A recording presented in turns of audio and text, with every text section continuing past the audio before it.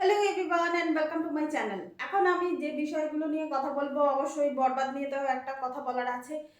সেই সিনেমাটা নিয়ে তো কথা বলবো। দ্বিতীয় জিনিস হচ্ছে যে মানে যেভাবে বরবাদের মানে এইসব ভিডিওগুলো যেভাবে ভাইরাল হচ্ছে, আমি শুনছি, আমি এতক্ষণ বাড়িতে ছিলাম না, এই জাস্ট নাও বাড়িতে এলাম। আমি শুনেছি যে তাদের প্রোডাকশন হাউস নাকি আইনি পদক্ষেপ নিচ্ছে। আইনি পদক্ষেপ নেওয়ার পরেও কিন্তু আমি বলে দিচ্ছি আপনাদেরকে, মোটামুটি 13-14 মিনিটের কিন্তু একটা ভিডিও ভাইরাল আছে। তো সেই জিনিসগুলো দেখুন, আমরা তো ভারত থেকে যারা বলার তারা তো বলছি। তো সেই জিনিসগুলো কিন্তু আপনাদেরকেও, মানে ওখানকার প্রত্যেকটা কন্টেন্ট ক্রিয়েটারকে এটা কিন্তু বলতে হবে, মানে এটা বলাটা কিন্তু খুব দরকার। তো সেই হিসাবেই আমি এই কথাটা বলছি। আর বরবাদের সাকসেস, হ্যাঁ, সব শো সংখ্যা বাড়ছে বরবাদের, উম, মানে ডে বাই ডে, মানে মানে লোক হোক যে ধরনের বাজেট, যদি 15 কোটি টাকার যদি সিনেমা হয়েও থাকে, 15-13 যাই হোক না কেন, সেরকম যদি সিনেমা হয়েও থাকে, তো তাহলে আমার যতদূর মনে হয় যে মানে 30 তো মিনিমাম হতেই হবে, তাই না? তাও এটা এখনো ওভারসিজে মুক্তি পায়নি। যতটা সম্ভব বাংলাদেশ থেকে হয়ে গেলে সেই জিনিসটা ভালো হয়। কিন্তু তার মধ্যেও যদি এরকমভাবে ভিডিওগুলো ভাইরাল হয় তাহলে কিন্তু খুব খারাপ লাগে। তো আজকে আরও অনেক রিভিউগুলো দেখলাম। এই রিভিউগুলো দেখেও বেশ ভালো লাগলো, প্রত্যেকেই বরবাদের খুব প্রশংসা করছে। আমি তো সেরকমভাবে নেগেটিভ তো আমি কিছু শুনলাম না। হতে পারে যখন এক্সপ্লেনেশন ভিডিওগুলো আসবে তখন হয়তো কিছু নেগেটিভ, ব্যাপারটা নয়, একটা সিনেমা কখনো পারফেক্ট হয় না, কিছু তো খুঁত থাকবেই তার মধ্যে।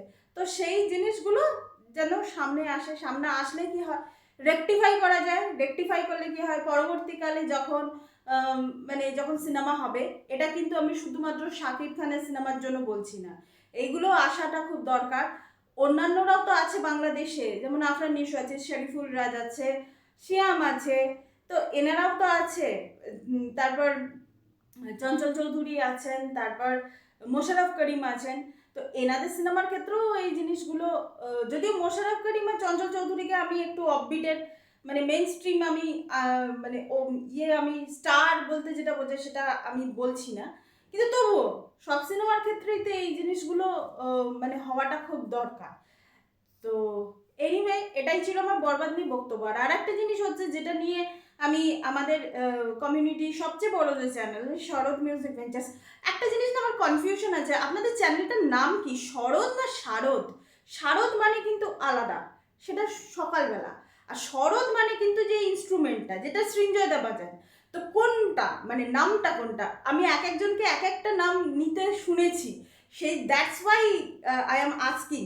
তো যাই হোক, এটা আশা করি আপনারা ক্লিয়ার করে দেবেন। এনিওয়ে, যেটা আমি বলতে চাইছি, হ্যাঁ অবশ্যই আপনাদের সঙ্গে আমি 20 তারিখের পরে যোগাযোগ করব, কিন্তু আপনাদের একটা না, মানে কিভাবে আপনাদের সঙ্গে কন্ট্যাক্ট করব সেই জিনিসটা আমাকে বলে দিন। আমি আপনাদের চ্যানেলে একটা সৃঞ্জয়দার নামে একটা ফেসবুক অ্যাকাউন্ট আমি দেখলাম। তো আমি কি আমার যে যে জিনিসগুলো লাগবে সেগুলো কি ওখানে মেসেঞ্জারে কি আমি পাঠিয়ে দেবো? মানে সেটা পাঠালে কি সুবিধা হবে আপনাদের, না আপনাদের কোনো হোয়াটসঅ্যাপ নাম্বার আছে সেখানে আমাকে পাঠাতে হবে? সেটা আপনারা আমাকে বলে দেবেন। মানে ওটা বললে সুবিধা হয়, যে আপনাদের যে ফেসবুক অ্যাকাউন্টটা আছে, আমার মনে হয় আমার তো শুধু ইনফরমেশনগুলো নেওয়া নিয়ে কথা, মানে পাঠানো নিয়ে কথা। আমার হোয়াটসঅ্যাপ হোক, ফেসবুক হোক, আমার যে কোনো একটা মানে মাধ্যম হলেই হলো, মানে এর বেশি আমার আর কিছু দরকার নেই। ঠিক আছে? তো এইটা হচ্ছে একটা জিনিস। আর একটা জিনিস আমি যেটা বলতে চাইছি স্পেশালি সৃঞ্জদা, অবশ্যই পৌশালীকেও আমি বলতে চাইছি।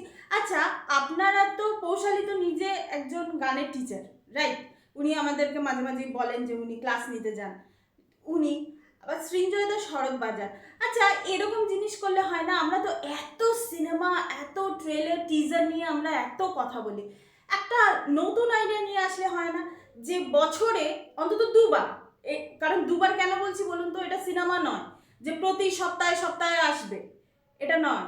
আমি চাইছি কি, এই যে ডকুমেন্টারি টাইপ, এই যে ডকু ড্রামা যে ধরনের জিনিসগুলো হয় না, সেই ডকুমেন্টারি টাইপ কোনো জিনিস যদি আমরা যদি করি, মানে সঙ্গে আরও কাউকে নিয়ে নিই, মানে ডকুমেন্টারি মানে কি, এখানে নায়ক নায়িকা ওসব, মানে ওসব জিনিস তো এখানে থাকবে না। ডকুমেন্টারি মানে সৃঞ্জয়দা এখানে শরৎ বাজান, ওনার আমি ইয়েটা দেখছিলাম যে উনি কার কাছ থেকে উনি শিখেছেন, তো সেই সব জিনিসগুলো নিয়ে উনি যদি শুধু আমাদের না, দর্শকদেরকে যদি একটা কিছু বলেন, এবং সেটা হবে আউটডোরে, রাইট? একটু মানে একটু আউটডোরে হলে সেই জিনিসটা বেশ ভালো হয়। যে আমরা আমরা মানে ধরুন আমি আরও দুটো চ্যানেলের নাম বলছি, মানে একটা হচ্ছে রূপম ইউনিভার্স, আর একটা হচ্ছে মহারাজ। এরা দুজন হয়তো থাকলো, মানে আমাদেরকে উনি বলছেন, আমাদেরকে উনি ওনার এক্সপিরিয়েন্সের কথাগুলো, উনি কিভাবে শিখেছেন সেই সব জিনিসগুলো উনি বলছেন।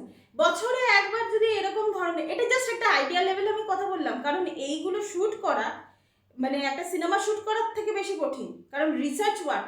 এখানে নায়ক নায়িকা তো দৌড়ে দৌড়ে তো আর গান গাইবে না, এখানে রিসার্চ ওয়ার্কটা বেশি দরকার।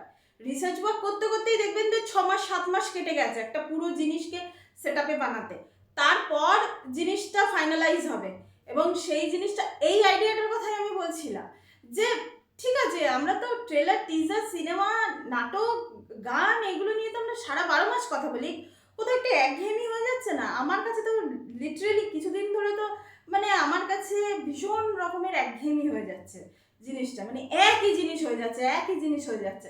তো দ্যাটস ওয়াই আমি এই আইডিয়াটা দিলাম। আমি অবশ্যই আপনাদের সৃঞ্জদা এবং পৌশালীর আমি মতামতটা চাই। অবশ্যই তার সঙ্গে সঙ্গে আমার এই ভিডিওটা যারা দেখছেন তারাও এটা করতে পারেন। বেশ, এটাতে কি হবে বলুন তো? আউটডোরে শ্যুট হবে, বেশ কয়েকজন মিলে থাকবো, সেখানে একটা পিকনিকের মতোও হবে। শ্যুট হলে তো শুধু তো শ্যুট হবে না, তার মধ্যে খাওয়া দাওয়া আছে, পিকনিক আছে, নিজেদের মতো করে রান্না বান্না আছে, তো এইসব জিনিসগুলোও হবে। বেশ একটা মজার পরিবেশ হবে, কাজের কাজটাও হবে। তো সেই জিনিসটাই আমি আর কি বলতে চাইছিলাম। তো এটাই ছিল আমার বলার বক্তব্য। Thank you so much, that's all. Please keep watching and please subscribe my channel. Till then, good by.